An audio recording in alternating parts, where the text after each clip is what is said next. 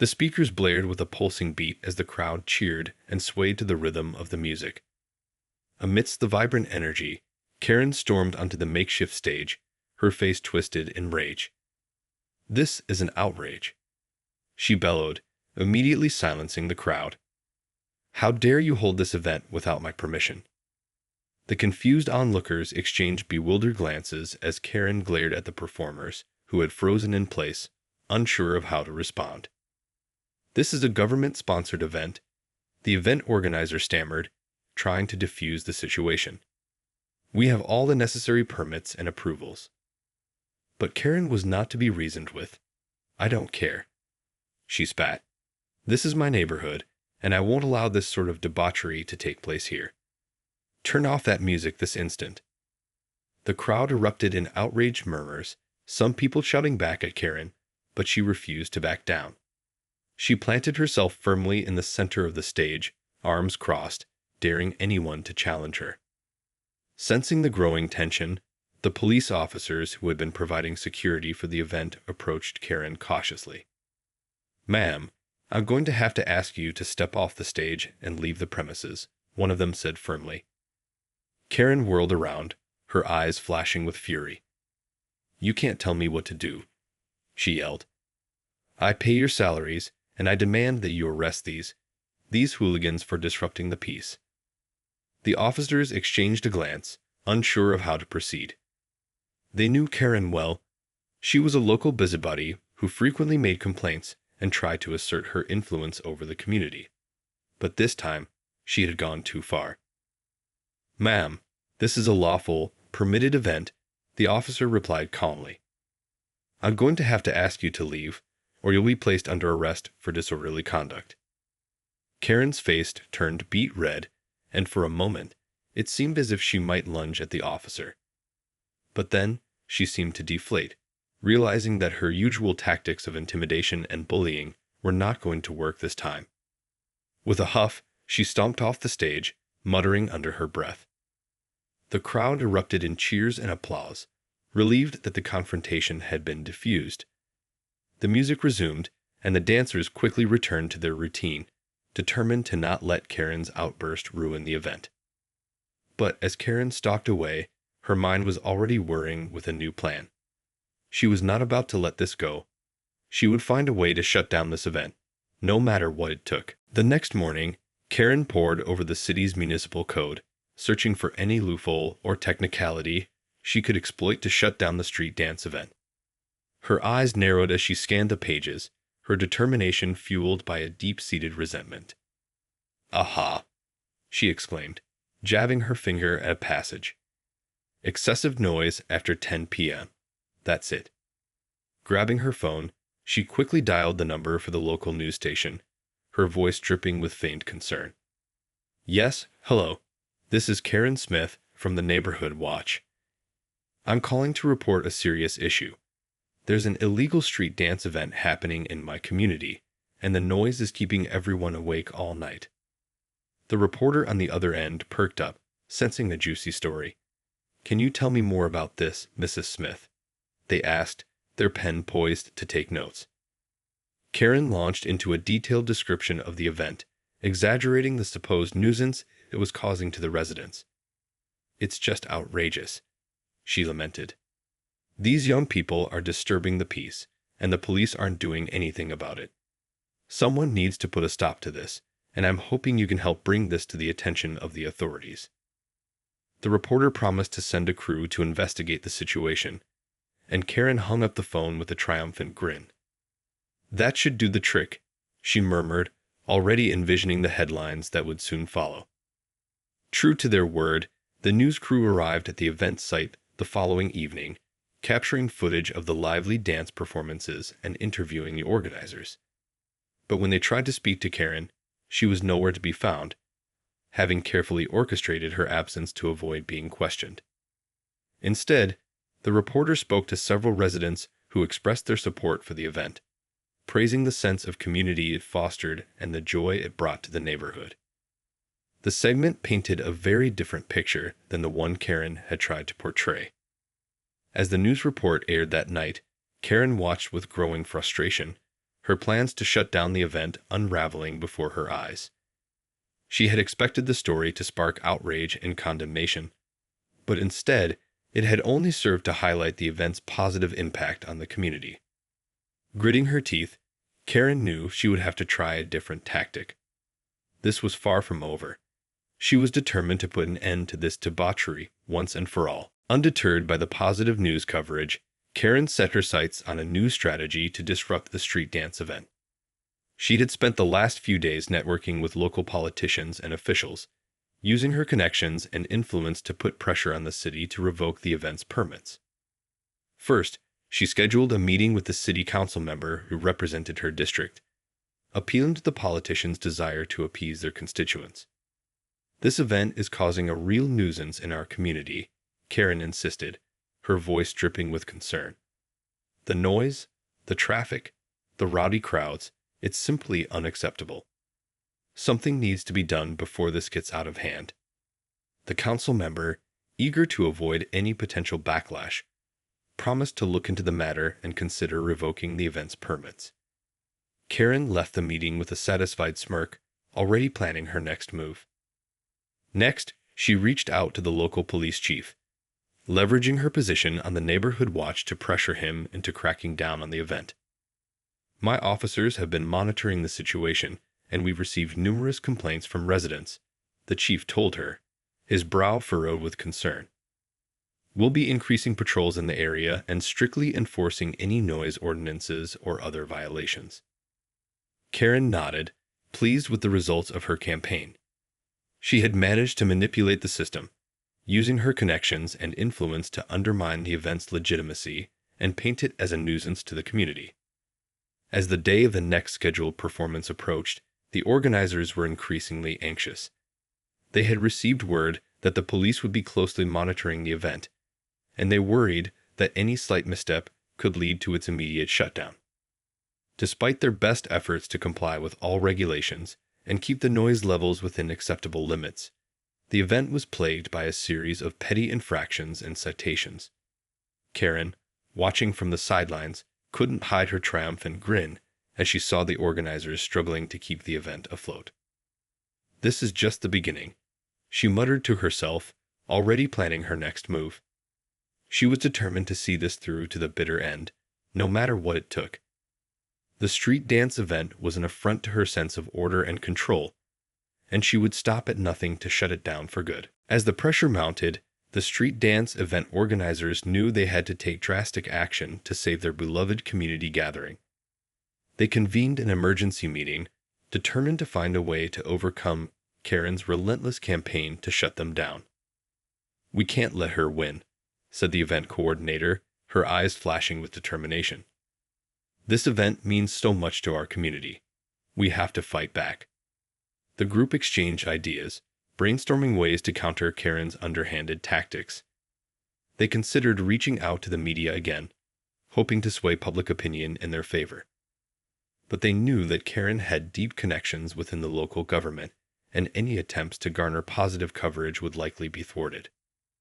Then, one of the younger organizers spoke up, his voice brimming with a sense of defiance. "We need to take this straight to the people," he said. "We need to mobilize the community and show Karen that we won't back down without a fight." The others nodded, their spirits lifting as they realized the power of grassroots activism. They quickly began to spread the word, rallying their friends, neighbors, and fellow community members to join them in a show of solidarity. Within days, a groundswell of support had emerged, with hundreds of people signing petitions and flooding social media with messages of support for the street dance event. The organizers were buoyed by the outpouring of love and enthusiasm, and they knew they had to seize the moment. They organized a massive community rally, inviting all the supporters to gather at the event site for a peaceful demonstration. The crowd arrived in droves, carrying colorful banners and chanting slogans in support of the event. As the rally unfolded, Karen watched from the sidelines, her face twisted in a scowl. She had not anticipated such a passionate response from the community, and she was determined to find a way to shut it down. Storming into the city hall, she demanded an emergency meeting with the mayor, her voice trembling with anger. "This is an outrage," she cried. "These people are disrupting the peace and causing a public nuisance. You have to shut this down immediately." The mayor, sensing the growing political backlash, hesitated. He knew that the street dance event had become a symbol of community pride and resilience, and that shutting it down would only serve to further inflame tensions. "Mrs. Smith," he said, trying to placate her, "we're aware of the situation, and we're working to find a solution that satisfies all parties involved." But Karen was not about to be appeased. "If you don't take action, I'll see to it that you lose the next election," she threatened, her eyes narrowing. The mayor swallowed hard, realizing that he was caught between a rock and a hard place. He knew he had to find a way to resolve the situation, but the thought of crossing Karen and her influential network of supporters filled him with dread. The battle lines had been drawn, and the fate of the street dance event hung in the balance. As the community rally continued to gain momentum, the event organizers knew they had to find a way to capitalize on the outpouring of support. They huddled together, brainstorming strategies to counter Karen's relentless campaign to shut them down. "We need to go straight to the people in power," one of the organizers suggested. "We need to show them that this event is more than just a nuisance. It's a vital part of our community's identity." The others nodded in agreement, their eyes shining with determination. They quickly set to work, reaching out to local politicians, community leaders, and influential residents, making the case for why the street dance event was so important. Their efforts paid off when they secured a meeting with the city council, where they presented a passionate and well-researched argument for why the event should be allowed to continue. They highlighted the positive impact it had on the community, the joy it brought to the residents, and the way it fostered a sense of unity and belonging. The council members listened intently, their expressions softening as they heard the organizers' heartfelt pleas. One by one, they began to voice their support, recognizing the value that the event brought to the neighborhood. "This is more than just a dance event," one council member said, her voice filled with emotion. "It's a symbol of our community's resilience and spirit. We can't let someone like Karen shut that down." The others murmured in agreement, and the organizers felt a surge of hope. They knew that they had won over the council, and that they now had a powerful ally in their fight against Karen's crusade. But just as they were about to leave the meeting, a familiar face appeared at the door. It was Karen, her eyes narrowed with fury. She had somehow gotten wind of the council meeting and had come to confront the organizers. "How dare you try to undermine me?" she shouted, her voice shrill and accusing. "This event is a blight on our community, and I won't rest until it's shut down for good." The council members exchanged uneasy glances, unsure of how to respond to Karen's outburst. But the organizers refused to be cowed, standing their ground and meeting her gaze with unwavering determination. "This event is not going anywhere, Mrs. Smith," the council member who had spoken up earlier said, her voice firm and resolute. "The community has spoken, and we stand with them." Karen's face turned beet red, and for a moment it seemed as if she might lunge at the council members. But then she seemed to deflate, realizing that her usual tactics of intimidation and bullying were not going to work this time. With a huff, she stormed out of the room, muttering under her breath. The organizers exchanged triumphant glances, knowing that they had taken a significant step forward in their fight to save the street dance event. But they also knew that Karen was not about to give up so easily. She would undoubtedly try to retaliate, and they would have to be prepared to face her next move. True to her nature, Karen did not take the council's decision lightly. Seething with rage, she began to plot her next move, determined to find a way to undermine the street dance event and the organizers who had dared to defy her. She started by reaching out to her network of wealthy and influential contacts, leveraging her connections to put pressure on the city officials. She made calls, sent emails, and arranged private meetings, using every tool in her arsenal to sway the decision-makers. But the council members stood firm, unwavering in their support for the event. They recognized the importance of standing up to Karen's bullying tactics and were not about to be intimidated by her threats and machinations. Frustrated by her inability to sway the council, Karen turned to a more underhanded tactic. She began to spread rumors and misinformation about the event, painting it as a hotbed of criminal activity and public disorder. She contacted local news outlets, feeding them stories about alleged incidents of violence, drug use, and other unsavory behavior at the street dance events. The reporters, eager for a juicy scandal, jumped on the opportunity, and soon the airwaves were filled with sensationalized reports about the supposed chaos unfolding in the community. The organizers watched in dismay as the negative coverage began to take its toll. Attendance at the events started to dwindle, and some of the sponsors and vendors began to pull out, fearing the potential backlash. "We can't let her win," one of the organizers said, her voice trembling with emotion.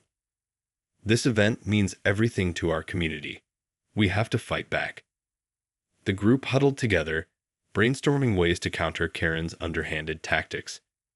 They knew they had to take the fight to a new level, but they were unsure of how to best approach the situation. As they deliberated, a stroke of inspiration struck. One of the younger organizers, a social media-savvy millennial, suggested harnessing the power of the internet to rally support and fight back against Karen's misinformation campaign. "We need to flood the internet with the truth," the organizer said, his eyes gleaming with determination. "We need to show the world how much this event means to our community and how Karen is trying to tear it all down." The others nodded in agreement, and they quickly got to work, crafting a comprehensive social media strategy to counteract Karen's lies and raise awareness about the importance of the street dance event.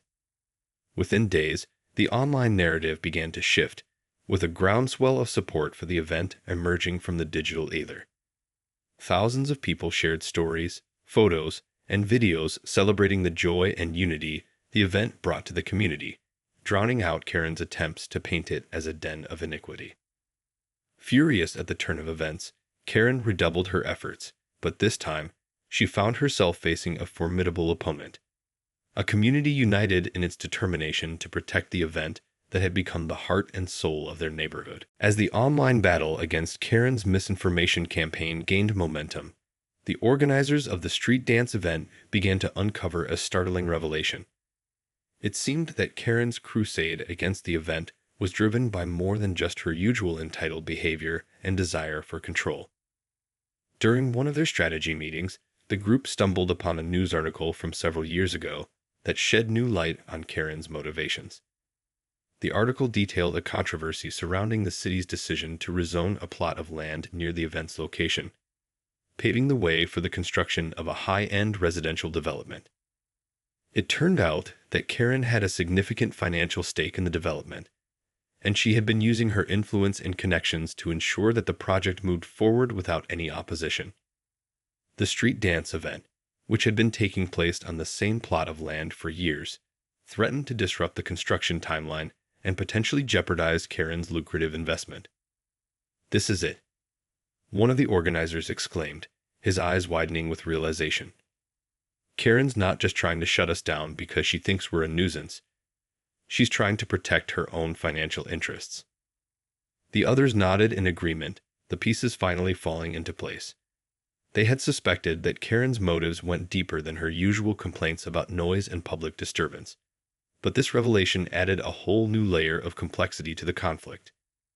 Emboldened by this discovery, the organizers doubled down on their efforts to expose Karen's true agenda.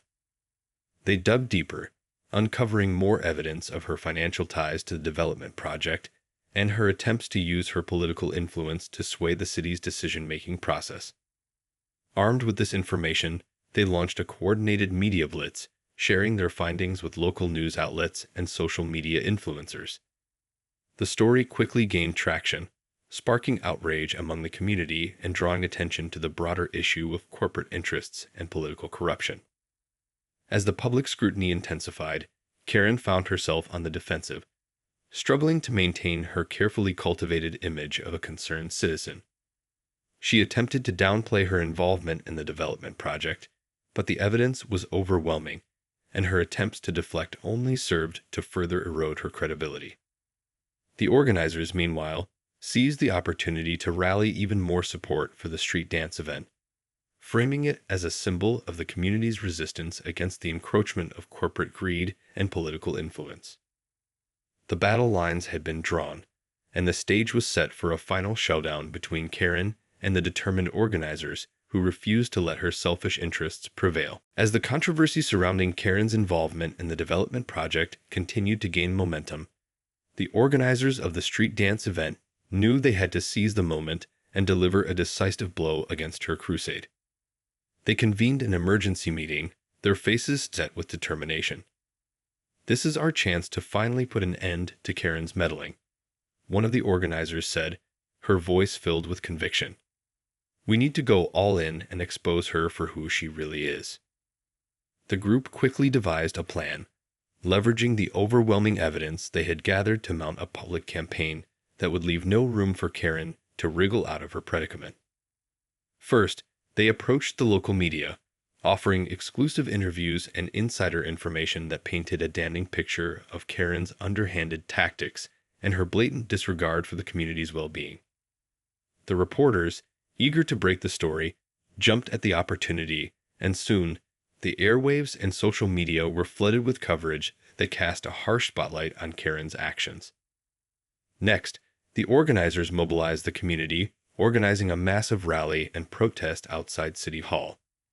Thousands of residents showed up, carrying signs and chanting slogans that condemned Karen's corruption and demanded accountability. The pressure mounted, and Karen found herself cornered. She attempted to deflect the allegations, but the overwhelming evidence against her made her denials ring hollow. Realizing that her political connections and influence were no longer enough to shield her, she finally broke down and admitted to her involvement in the development project and her efforts to shut down the street dance event. The fallout was swift and severe. Karen's reputation was irreparably tarnished, and she was forced to resign from her position on the Neighborhood Watch and several other community organizations. The city council, facing intense public scrutiny, reversed its earlier decision and revoked the permits for the high-end residential development, dealing a significant blow to Karen's financial interests. As for the street dance event, it emerged from the ordeal stronger than ever. The community's show of solidarity and the organizers' unwavering determination had not only saved the event, but it also inspired others to fight against the encroachment of corporate greed and political corruption. In the end, Karen's downfall served as a powerful reminder that the true strength of a community lies in its people, their resilience, their compassion, and their willingness to stand up for what they believe in. The street dance event had become a symbol of that strength, and it would continue to thrive, bringing joy and unity to the neighborhood for years to come.